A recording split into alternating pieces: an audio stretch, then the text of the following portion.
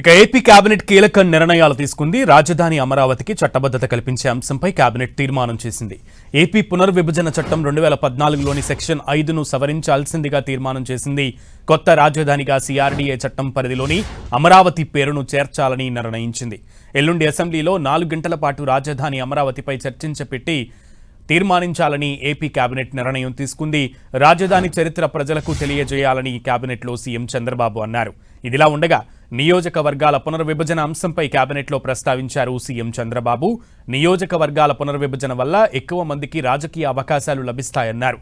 ప్రజలకు పరిపాలనా సౌలభ్యం పెరుగుతుందన్నారు. మంత్రులతో సీఎం చంద్రబాబు కీలక వ్యాఖ్యలు చేశారు. రాష్ట్ర ఆదాయంలో 99% జీతాలకే సరిపోతోందన్నారు. కేంద్రం నుంచి వచ్చే సాయం వడ్డీలకే సరిపోతుందన్నారు. ఇంతటి క్లిష్ట పరిస్థితుల్లోనూ మెరుగైన సంక్షేమం అమలు చేస్తూ రాష్ట్రాన్ని అభివృద్ధి దిశగా నడిపిస్తున్నామని మంత్రులకు సీఎం చంద్రబాబు తెలిపారు.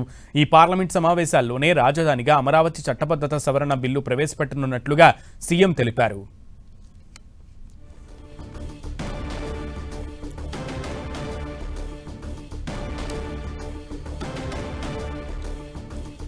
ఏపీ కేబినెట్లో కీలక నిర్ణయాలు తీసుకున్నట్లుగా తెలుస్తోంది. దీనికి సంబంధించి పూర్తి సమాచారం మా ప్రతినిధి రవిచంద్రన్ అడిగి తెలుసుకుందాం. రవిచంద్ర,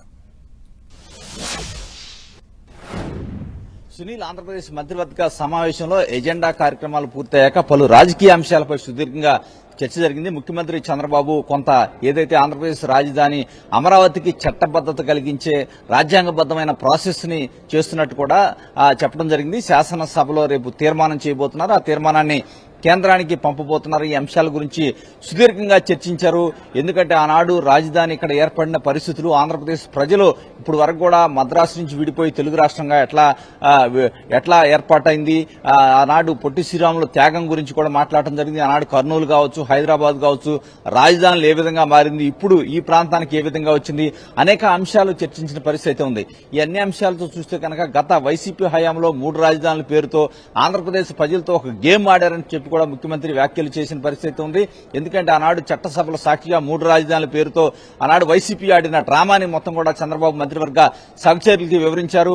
ఆనాడు మండలి చైర్మన్ గా ఉన్న షరీఫ్ పై దాడికి కూడా ప్రయత్నించారని చెప్పి ముఖ్యమంత్రి వ్యాఖ్యలు చేసిన పరిస్థితి ఉంది. ఈనాడు అమరావతి ఈ ప్రాంతంలో ఒక చట్టబద్ధత కావాలని ప్రజలు కోరుకుంటున్నారు. అదే చట్టబద్ధత ఏదైతే కూటమి ప్రభుత్వం ఒక తీర్మాన రూపంలో కేంద్రానికి పంపుతుంది. కేంద్రం కూడా వీలైనంత త్వరలోనే రాజ్యాంగబద్దమైన ప్రాసెస్ ను పూర్తి చేస్తుంది. ఈ చట్టబద్ధత కనుక పూర్తయితే కనుక ఎట్టి పరిస్థితుల్లో కూడా అమరావతి శాశ్వతంగా రాజధానిగా ఉంటుంది. ప్రభుత్వాలు మారినప్పటికీ దానికి రక్షణ అయితే ఉంటుంది. ఈ నేపథ్యంలో ఆంధ్రప్రదేశ్ ప్రభుత్వం ఒక ముందడుగు అడిగింది. కేంద్రం కోరిన మీదట ప్రత్యేక తీర్మానం చేసి పంపబోతుంది. ఎల్లుండి దీనికోసం ప్రత్యేకంగా 4 గంటల పాటు సమావేశం నిర్వహిస్తున్నారు. శాసనసభ సమావేశం నిర్వహించబోతున్నారు. ఉదయం 11 గంటలకు ప్రారంభమవుతుంది. ఈ సందర్భంగా ముఖ్యమంత్రి అనేక అంశాలు ప్రస్తావించాలని కూడా నిర్ణయించుకున్నారు. ఇప్పటికే ఈ అంశాలకు సంబంధించి కేబినెట్ సహచరులతో కూడా చర్చించుకున్న పరిస్థితి ఉంది. అదేవిధంగా ఆంధ్రప్రదేశ్ ఏదైతే ఆర్థిక పరిస్థితి ఉంటూ కొన్ని కీలక వ్యాఖ్యలు అయితే ముఖ్యమంత్రి చేసిన పరిస్థితి ఉంది.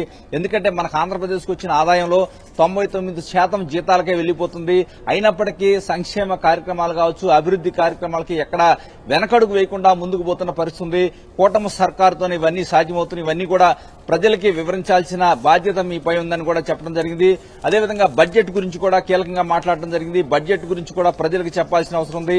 ఇంత ఇబ్బందులు ఉన్నప్పటికీ బడ్జెట్ ఈ విధంగా క్రియేట్ చేసి ప్రజలకి బడ్జెట్ లో ఉన్న ప్రయోజనాలను వివరించాలని చెప్పారు. అదేవిధంగా చూసుకుంటే నియోజకవర్గాల పునర్విభజన వలన 50% సీట్లు పెరిగితే అవన్నీ కూడా కొత్త వారు రాజకీయాల్లోకి వచ్చే అవకాశం ఉంటుంది.